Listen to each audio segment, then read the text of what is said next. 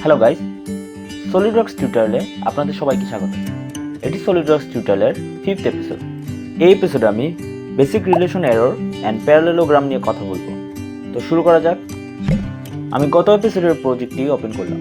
So এখন এই রেক্টেঙ্গেলের বাহুর উপর হরিজন্টাল রিলেশন দেখতে পাচ্ছি। এখন যদি এই বাহুটা সিলেক্ট করি অ্যান্ড পপ আপ মেনু থেকে ভার্টিক্যাল সিলেক্ট করি, তাহলে কিন্তু এরর দেখাচ্ছে।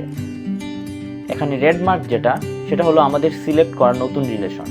ইয়েলো মার্কটা হলো যেটা আগে ছিল অ্যান্ড নতুন রিলেশনের জন্য এটা ঠিকঠাক কাজ করছে না।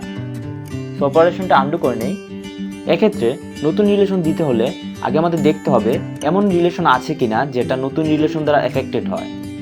তাহলে নতুন রিলেশন দেওয়ার আগে আমাদের পুরনো রিলেশনগুলো ডিলিট করতে হবে। সো ডিলিট করি, রিলেশন সিম্বলটা সিলেক্ট করি অ্যান্ড কিবোর্ডের ডিলিট বাটনে ক্লিক করি। আর রিলেশন সিম্বলটা সিলেক্ট করি অ্যান্ড মাউসের রাইট বাটনে ক্লিক করে মেনু থেকে ডিলিট করতে পারি, আপনার ইচ্ছা।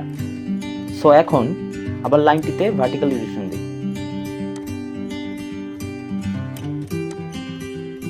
বাট এইবারও কিন্তু এরর দেখাচ্ছে। এইবারও কেন এরর আসলো অলরেডি হয়তো বুঝে ফেলেছেন।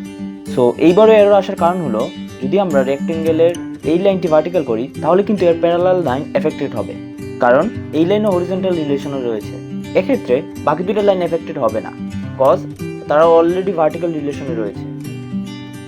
সো আবার আন্ডু করি অ্যান্ড এই রিলেশনটাও ডিলিট করি। এখন যদি লাইনটি ভার্টিক্যাল করি তাহলে এরর আসছে না।